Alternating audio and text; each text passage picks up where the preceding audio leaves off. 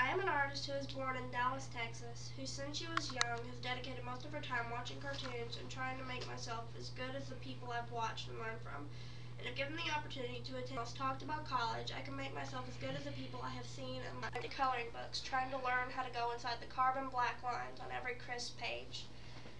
After I had mastered that, I moved on to drawing things, any idea I could think of, trying to get it out of my head and into the real world.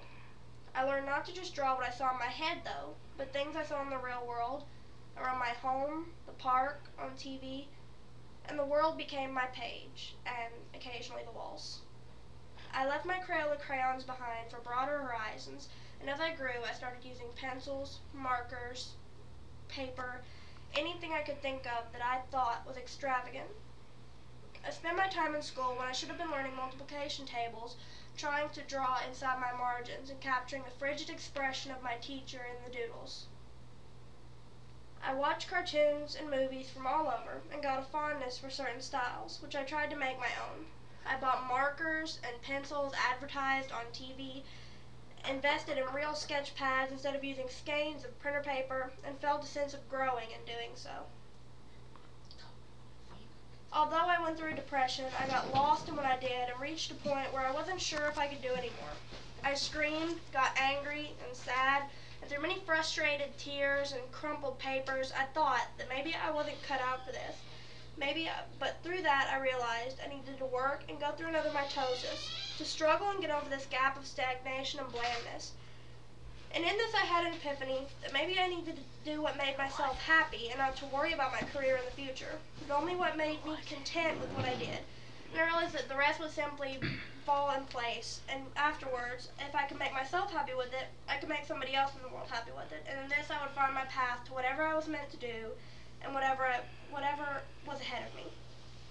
Eventually I realized my goal as an artist was not to copy what somebody else did, or buy what they had advertised to mold myself, but turn my drawings into something unique that would mean something to other artists in the future as other artists had done for me. In this I found the way over my gap of stagnation and blandness, and I sat myself down at my desk one day.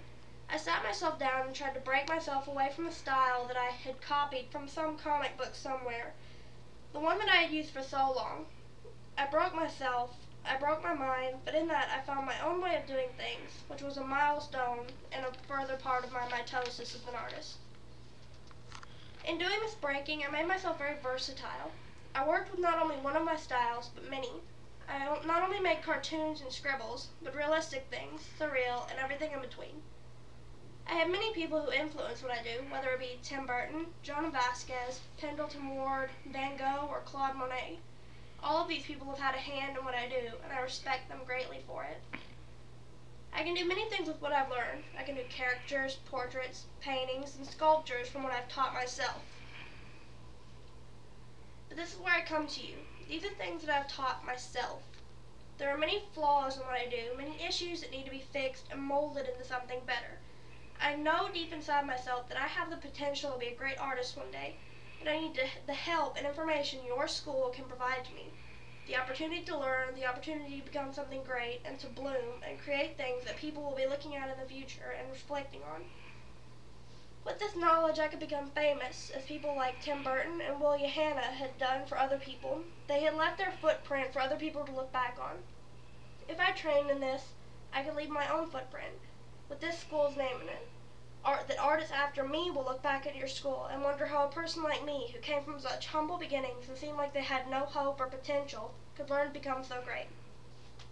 I would do anything to learn, sacrifice free time, games, sleep if I had to, just to learn and keep my head above water, and with the hope that maybe one day I could inspire people after me. I would study diligently, do all extra work, and just keep going so that maybe I could bloom and improve. If allowed to go to this school, I would improve and make a name for myself, the foundation, and pave a way for future students, if given the opportunity by you, the faculty, and council. Good. Thank you. Good, Megan. You only had one part where you stumbled. You did very good.